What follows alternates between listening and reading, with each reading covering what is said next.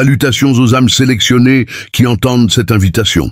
N'ignorez jamais les ravages d'une offense contre l'essence intérieure, car le cosmos garde en mémoire éternelle celui qui a actionné le mécanisme destructeur.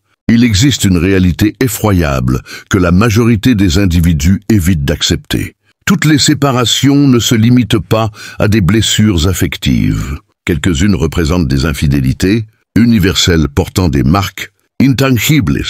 Et vous, l'être choisi, votre ancien partenaire commence à peine à saisir qu'il n'était pas simplement nuisible. Il a participé à une agression contre une entité d'ordre céleste. Soyons directs, vous n'étiez pas un individu banal, vous étiez oint. Pourtant, ils vous ont considéré comme un article éphémère, mélangeant votre sacralité à de la banalité.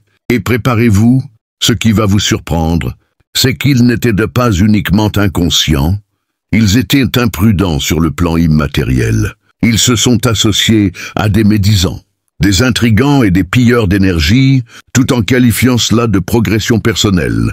À présent, il se lève à 3 heures du matin, trempé de transpiration, en panique, et interroge les moteurs de recherche sur les raisons de l'effondrement de son existence. Après avoir nui à une personne bienveillante, attention, révélation imminente. Ce n'est pas une série de hasards malheureux, c'est une rétribution cosmique. Et pour injecter une note d'ironie, rappelez-vous lorsqu'il affirmait que vous étiez la source des problèmes, accéléré jusqu'à aujourd'hui. Il sanglote sous l'eau chaude, comme s'il passait un test pour une vidéo musicale mélancolique. Ils n'ont pas égaré un compagnon, ils ont renoncé à une garde céleste, tout en appliquant du baume sur leurs lèvres et en marchant avec assurance. Restez attentifs, car au terme de cette présentation, vous sauriez pourquoi leurs actes ne constituaient pas seulement une déloyauté, mais une profanation immatérielle. Et les répercussions, oh, elles ne font que s'amorcer. Point 1, ils n'ont pas simplement fracassé votre cœur, ils ont violé un accord avec le transcendant. La plupart des gens croient que les liens relationnels se résument à des attaches sentimentales. Mais lorsque vous êtes un être désigné, chaque interaction liée à vous possède une portée métaphysique. Vous n'êtes pas un kidam qui fréquente juste pour le plaisir.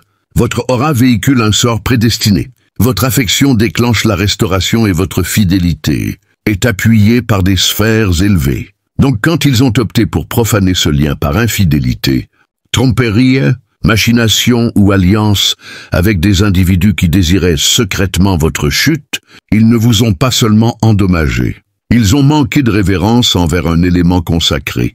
Vous étiez présent pour les abriter et ils ne l'ont même pas perçu.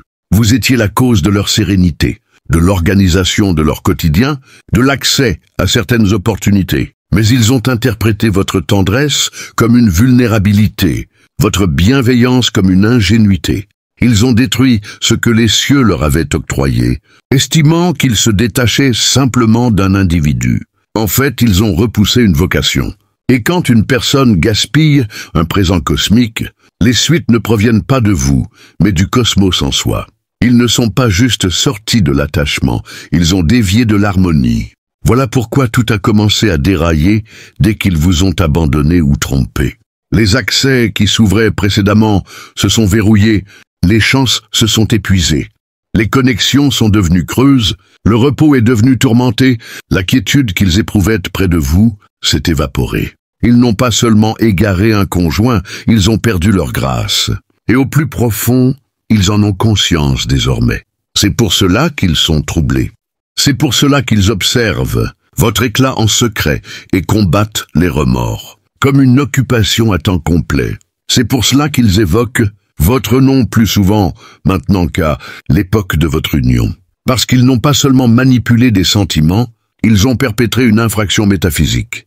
Ce qui aggrave la situation, c'est qu'ils disposaient d'un accès illimité. Ils ont contemplé votre fragilité, votre constance, votre sincérité. Ils savaient que vous étiez exceptionnel, mais leur vanité les a rendus présomptueux. Et à présent, ils ne parviennent pas à effacer ce qu'ils ont dilapidé. Ils ne peuvent pas annuler leurs gestes. Vous n'étiez pas l'enseignement, ils étaient l'épreuve et ils ont failli. Donc non, ils ne vous ont pas seulement nui. Ils se sont engagés dans une rectification de parcours qu'ils n'ont jamais anticipée. Parce que nuire à un être désigné n'est jamais seulement individuel. C'est une insulte immédiate au dessein cosmique de votre existence. Et les cieux restaurent toujours l'équilibre. Point 2. Ils ont manipulé le trésor comme des débris et maintenant la sanction est pleinement active. Ils tenaient un bien précieux entre leurs doigts, un élément que les individus implorent sans toujours l'obtenir. Une entité véritable, robuste, en harmonie métaphysique et abondante sur le plan affectif. Mais plutôt que de le vénérer, ils l'ont maltraité comme si cela n'avait aucune importance. Ils se sont sentis en sécurité, ils sont devenus indolents, ils se sont persuadés que vous seriez éternellement présents malgré les fois où ils vous ont poussé au précipice. Ils ont admiré votre rayonnement et ont cru que votre éclat surgissait sans effort. Ils n'ont pas compris que cette radiance découlait de tout ce que vous avez enduré, de tout ce que vous avez réparé et de tout ce que vous avez été oint pour transporter. Ils ignoraient le prix que cela vous a coûté d'aimer comme vous le faites, de pardonner comme vous le faites et de demeurer tendre dans un univers qui a tenté de vous durcir. Donc quand ils vous ont écarté, ils n'ont pas seulement libéré un individu, ils se sont distancés d'une faveur qui maintenait toute leur existence cohérente. À présent, la transformation a surgi. Tout ce qui opérait sans difficulté pour eux auparavant régresse. Cet emploi dont ils se vantaient paraît soudain dénué de but. Cette nouvelle relation qu'ils estimaient supérieure se révèle un vrai casse-tête. Les échanges sont superficiels, l'aura est artificielle et la tranquillité est absente. Pendant ce temps, celui qu'ils ont relégué au second plan progresse, s'élève, irradie autrement parce que lorsqu'ils vous ont exclus, ils ont involontairement supprimé leurs sauvegardes, leurs privilèges et leur concordance cosmique. Ils affrontent désormais la réplique immatérielle d'avoir profané un élément consacré. Quand on gère une liaison céleste comme si elle était éphémère, le cosmos réplique « L'existence ne gratifie pas ceux qui abusent de la richesse immatérielle. » Et c'est ce que vous représentez. Une richesse immatérielle, une ouverture mobile, un prodige incarné. À présent, ils traversent cette étape où rien ne paraît correct. Ils ne s'emballent plus pour rien. Ils diffusent des images joyeuses, mais intérieurement, ils s'écroulent. La faute, les regrets, les assaillent désormais. Et ce n'est pas parce que vous les sanctionnez, c'est parce que le principe métaphysique les poursuit. Ils vous ont considérés comme ordinaires. Mais maintenant qu'ils sont cernés par de réelles médiocrités, ils perçoivent enfin qu'ils possédaient un trésor. Hélas, ils ne l'ont saisi qu'après l'avoir irrémédiablement perdu. Point 3. Vous étiez le sanctuaire, mais ils ont préféré le mirage. Ils bénéficiaient d'un accès à quelque chose de profondément consacré, mais ils ne parvenaient pas à le discerner tel quel. Vous étiez le lieu où la réparation pouvait s'opérer, où la véracité résidait, où l'essence d'un ordre supérieur se révélait dans chacune de vos actions. Votre aura ne procurait pas seulement du réconfort, elle transformait les réalités. Vos paroles n'étaient pas seulement apaisantes, elles transperçaient le tumulte affectif. Mais plutôt que de le respecter, ils ont chassé des illusions. Ils se sont laissés détourner par ce qui scintillait en apparence. Ils ont foncé vers des personnes qui paraissaient divertissantes, bruyantes ou à la mode, des individus qui proposaient une fuite éphémère plutôt qu'une attache profonde. Ils ne poursuivaient pas l'essence, ils cherchaient de l'excitation. Ils n'étaient pas préparés à être perçus au niveau de l'essence intérieure. Donc ils se sont dirigés là où ils pouvaient se dissimuler en pleine visibilité parce qu'avec vous, il n'y avait pas de faux semblants et cela les effrayait.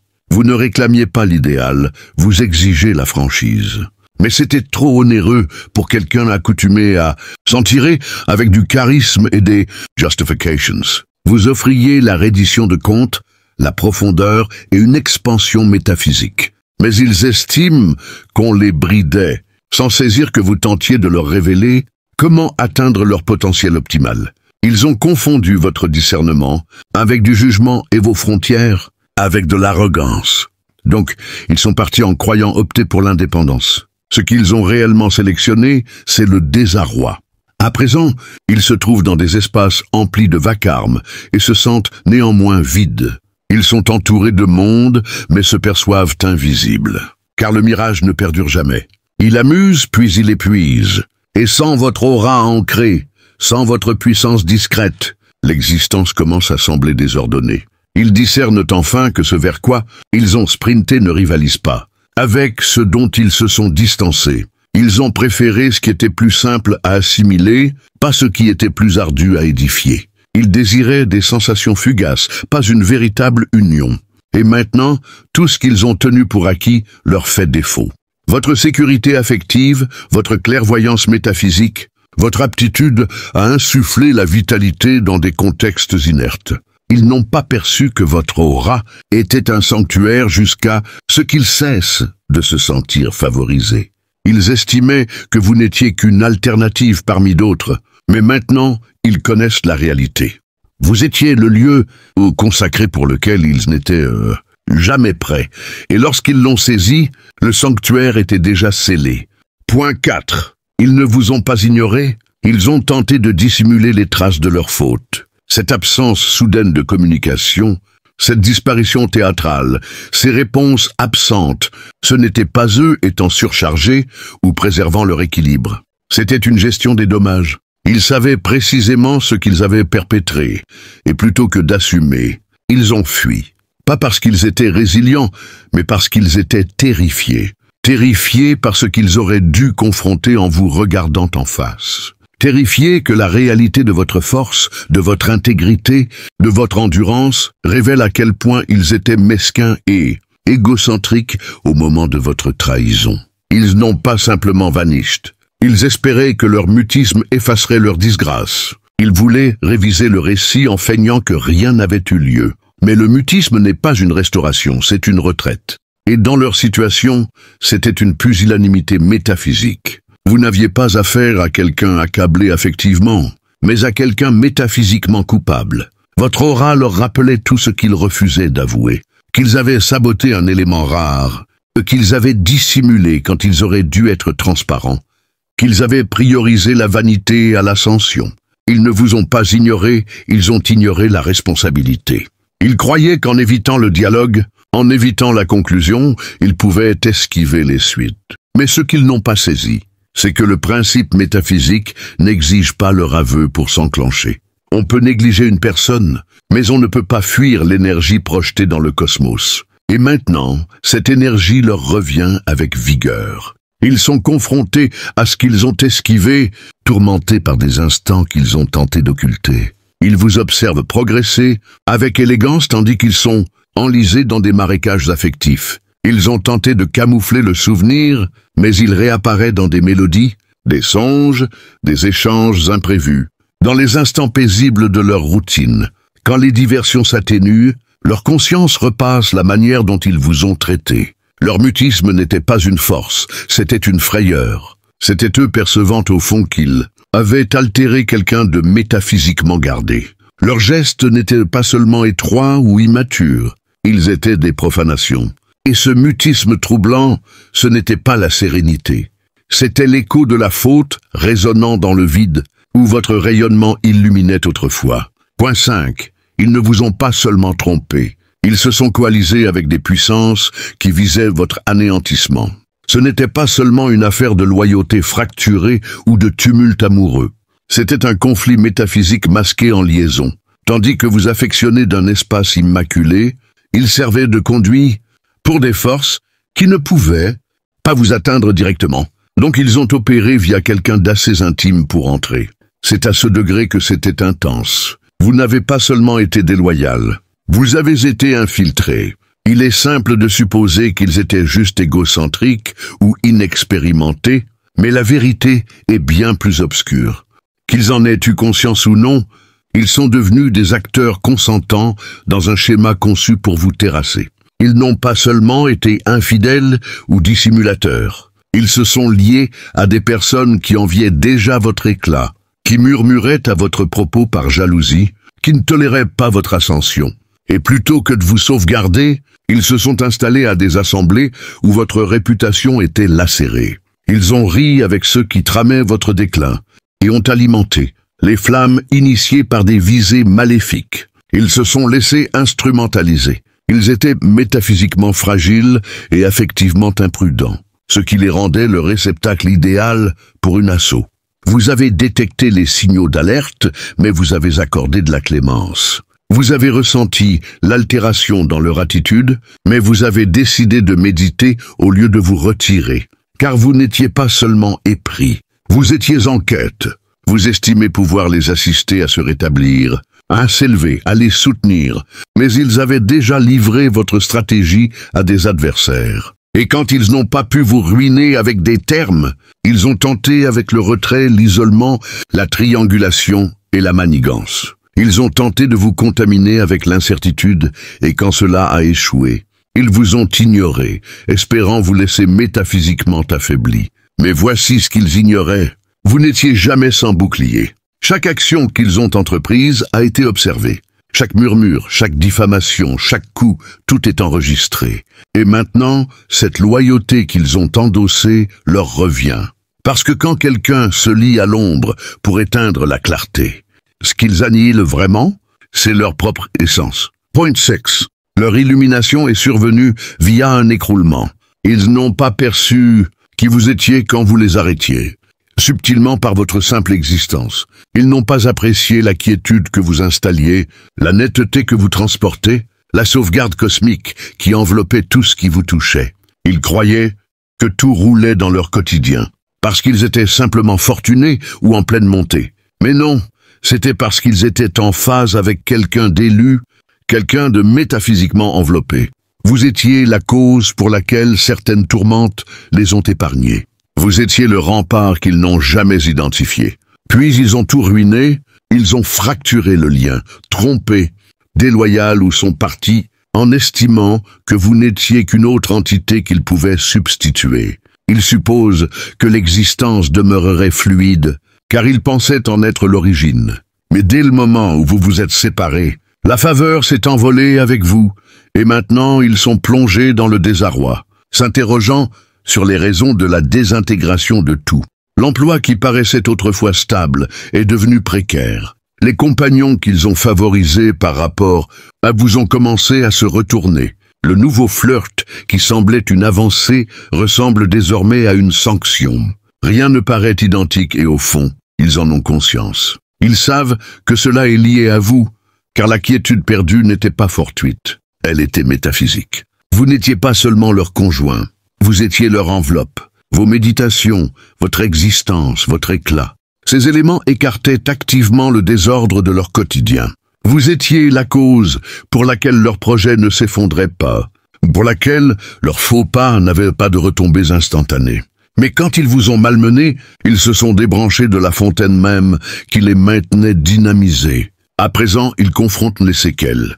Et ce n'est pas simplement une infortune, c'est la vérité métaphysique qui se désagrège. La couverture est levée, le privilège est retiré, et tout ce sur quoi ils s'appuyaient est subitement instable. C'est l'illumination, c'est l'instant où le voile tombe, car ils estiment pouvoir vous endommager et rester favorisés. Ils estiment pouvoir profaner le consacré et rester protégés. Mais cela n'opère pas ainsi. Ils perçoivent enfin que vous perdre n'était pas seulement affectif. C'était une rupture cosmique, et dans ce creux, ils s'éveillent non pas à votre manque, mais à votre importance. Dommage que l'écroulement ait dû précéder. Point 7. Votre aura était leur faveur, mais ils ont raillé l'origine. Ils percevaient votre bienveillance comme quelque chose de courant, votre discernement comme de simples expressions astucieuses, votre appui comme une facilité. Ce qu'ils n'ont pas saisi, c'est que vous étiez un rempart mobile. Vous étiez un privilège métaphysique camouflé, dépêché pour les chérir, mais aussi pour les envelopper affectivement, énergétiquement et cosmiquement. Vous n'étiez pas simplement une personne vertueuse. Vous étiez un filin de secours. Chaque fois que vous insufflez de la vitalité dans leurs aspirations, chaque fois que vous méditez pour eux en secret, chaque fois que vous persistez alors qu'ils étaient affectivement absents, vous canalisez quelque chose de supérieur. Quelque chose de défensif, quelque chose de consacré. Mais plutôt que de le vénérer, ils ont tourné en dérision votre profondeur. Ils ont moqué vos déclarations métaphysiques. Ils ont levé les yeux au ciel, face à l'instinct qui les empêchait de couler. Ils ont raillé l'origine même de la quiétude dans laquelle ils se baignaient. Ce n'est pas qu'ils ne ressentaient pas la faveur, Vous allégez leur existence. Vous apportiez de l'orientation quand ils erraient, de l'apaisement quand ils bouillonnaient, et de la constance quand ils étaient cernés par le tumulte. Mais ils se sont acclimatés au courant. Ils ont présumé que le calme était inné, pas surnaturel, et parce qu'ils ne pouvaient pas discerner l'origine de votre rayonnement. Ils estimaient que c'était juste des ondes positives. Ils n'ont pas perçu que vous combliez les brèches pour eux, écartant les désastres, interceptant les retombées. Et maintenant que vous êtes absent, l'existence est altérée et pas positivement. La sauvegarde retirée, cette étrange oppression qu'ils éprouvent désormais, cette tension permanente, ce désarroi inexplicable, c'est parce que votre aura couvrait ce que leur tempérament ne pouvait pas. Vous bouchiez des failles métaphysiques qu'ils ignoraient même béantes. Et voici le plus insensé. Ils ne saisissent peut-être toujours pas pleinement, mais ils le ressentent. Quelque chose dans leur quotidien est désaccordé. Rien ne s'emboîte comme auparavant. Rien ne se stabilise de la même façon. Et ils ne peuvent pas recréer la sensation que vous leur procurez, car ce n'était pas quelque chose d'acquis. C'était cosmiquement implanté. Ils n'ont pas seulement égaré quelqu'un qui tenait à eux. Ils ont perdu un rempart métaphysique masqué en partenaire. Et maintenant, sans cette existence pour les stabiliser, ils doivent affronter la réalité. La faveur n'est pas disparue parce qu'elle a atteint sa limite. Elle est disparue parce qu'elle a été tournée en ridicule. Ils ont ri, tandis que vous versiez des larmes. Mais vous étiez en gestation, pas en capitulation. Ils ont pris vos pleurs pour de la fragilité, votre calme pour de la résignation, votre souffrance pour un revers. Ils vous ont vu naviguer des périodes ardues, affectivement ravagées, doutant de votre mérite, essayant de décrypter leur déloyauté, et ils ont jubilé. Leur arrogance s'est enflée, car ils estimaient vous avoir pulvérisé. Ils estimaient que s'éloigner ou vous maltraiter vous avait rendu inoffensif. Ce qu'ils n'ont pas saisi, c'est que vous ne vous effondriez pas. Vous opériez une avancée. Vous étiez en gestation métaphysiquement, en train de donner naissance à une version plus forte de vous-même. Ces nuits où vous avez versé des océans de chagrin, ces jours où le poids du rejet vous clouait au sol, ce n'était pas une capitulation devant leur chaos. Non, c'était une métamorphose orchestrée par les forces supérieures, un accouchement intérieur où votre essence se réinventait. Ils ont interprété vos cris silencieux comme des signes de vulnérabilité brisée. Mais en réalité, vous étiez en pleine contraction cosmique, expulsant les toxines qu'ils avaient injectées dans votre aura. Chaque larme était un rituel de purification, chaque doute une forge qui affinait votre résilience. Pendant qu'ils festoyaient sur leur illusion de victoire, vous étiez en train de tisser un nouveau manteau d'invincibilité, un bouclier forgé dans les flammes de la trahison. Et maintenant, regardez-les. Leur rire s'est mué en écho creux, car ils sentent que quelque chose d'immense émerge de vous. Vous n'avez pas été vaincu. Vous avez été remodelé. Cette douleur n'était pas une fin, mais un portail vers une élévation qu'ils ne pouvaient même pas concevoir. Ils ont ri de ce qu'ils pensaient être votre chute, mais c'était votre ascension qui se préparait dans l'ombre. Et tandis que leur monde vacille sous le poids de leurs propres choix, le vôtre s'illumine d'une lumière qui n'a plus besoin de leur validation. Vous étiez en gestation, et maintenant vous émergez, plus divin que jamais, prêts à conquérir des royaumes qu'ils ne toucheront jamais. Numéro 9, leur départ n'était pas une perte, c'était une libération divine, orchestrée pour votre gloire. Ils croyaient vous abandonner comme on laisse derrière un chapitre clos. Mais en vérité, leur retraite était un décret cosmique, un signal que les cieux avaient assez vu de leur ingratitude. Vous, l'être oint, aviez investi votre énergie, sacrée dans une union qui n'était pas digne de votre éclat.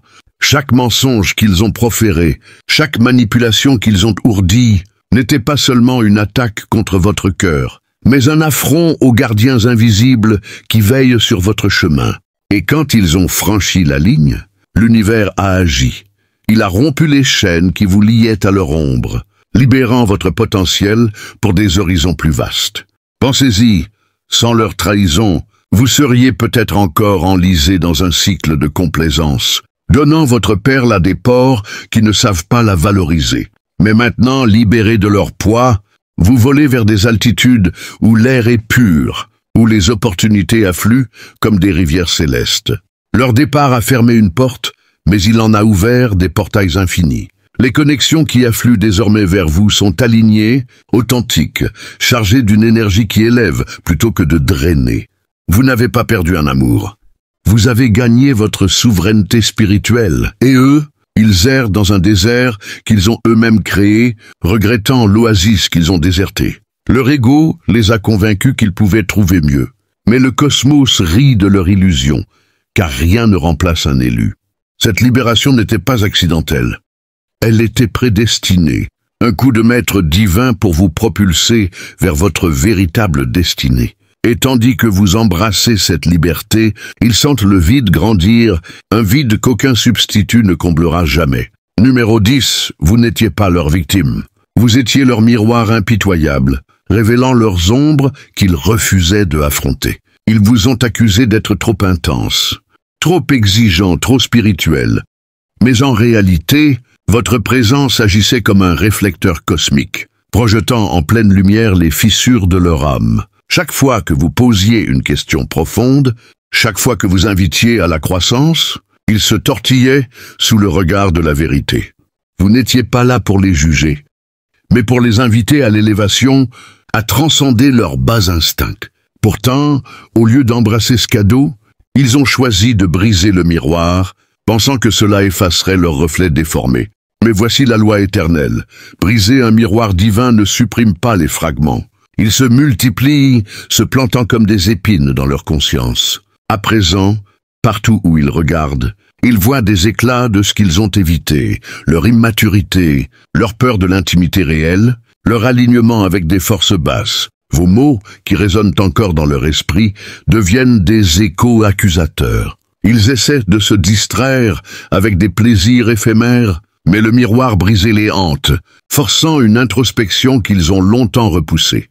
Vous, de votre côté, avez ramassé ces fragments non pour vous blesser, mais pour les transmuter en joyaux de sagesse. Ce qu'ils percevaient comme une faiblesse était en fait votre force, la capacité à refléter la vérité sans filtre. Et maintenant, alors que vous avancez, polis et brillants, ils restent entourés de débris, coupés par leurs propres illusions. Ce n'était pas une victime qu'ils ont quittée, c'était le catalyseur de leur propre réveil forcé. Et le cosmos, dans sa sagesse infinie, utilise cette expérience pour polir votre éclat, vous rendant encore plus irrésistible pour ceux qui sont prêts à voir leur propre lumière en vous. Numéro 11. Leur regret n'est pas passager, c'est une ancre spirituelle qui les tire vers le fond de leur propre abîme. Ils ont commencé par des justifications, se convainquant que leur choix était libérateur, que vous étiez un obstacle à leur évolution. Mais au fil des nuits solitaires, ce regret s'est insinué comme une marée montante, submergeant leur défense. Ce n'est pas un simple remords émotionnel, c'est une sanction karmique, un rappel constant que l'on ne profane pas un temple sans en payer le prix. Ils revivent les moments où votre lumière illuminait leur obscurité, où votre soutien transformait leurs doutes en certitude.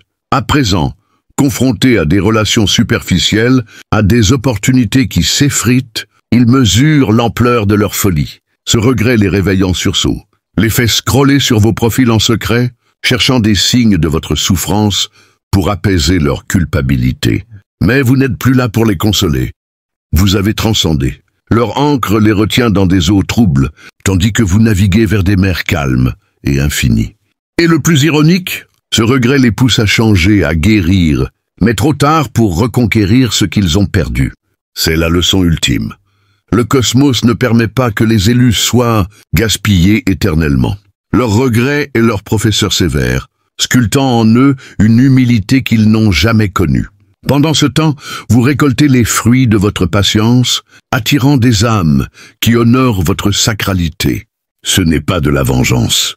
C'est l'équilibre divin en action, transformant leur perte en triomphe éternel. Numéro 12.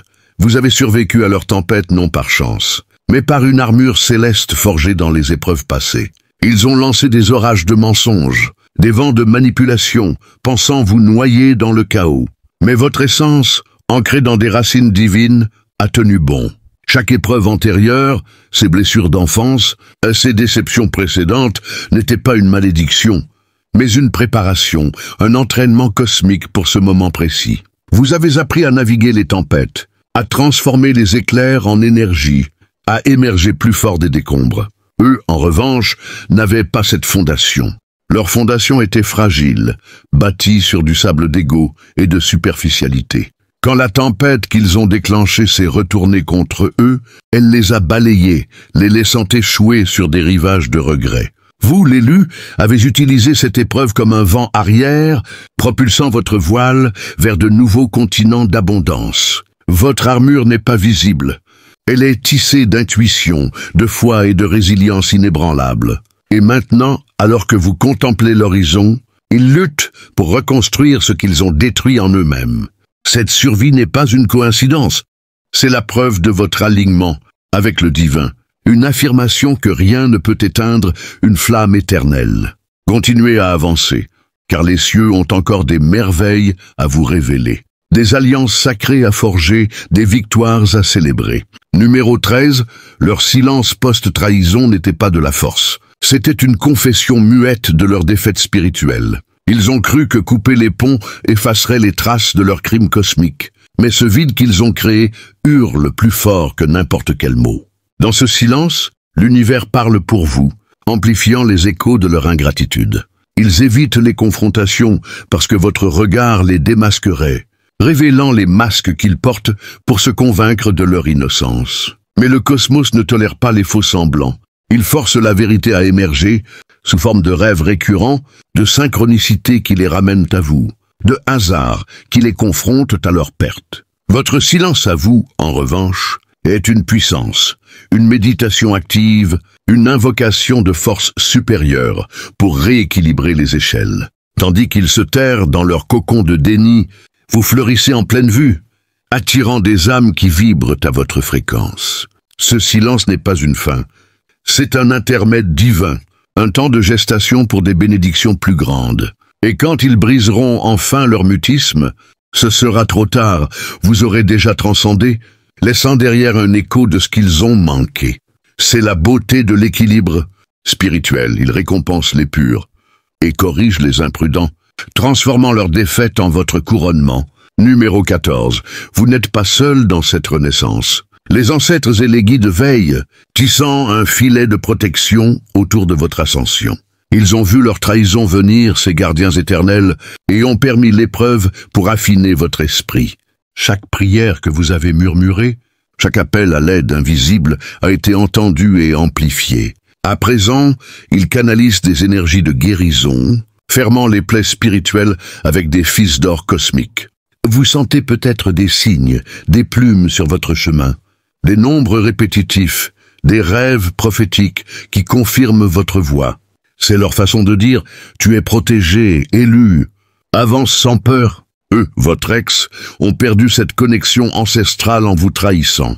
Leurs guides les ont abandonnés temporairement, les laissant naviguer seuls dans le brouillard de leurs erreurs. Mais pour vous, le filet s'élargit, attirant des alliés divins, des mentors terrestres, des opportunités synchronisées.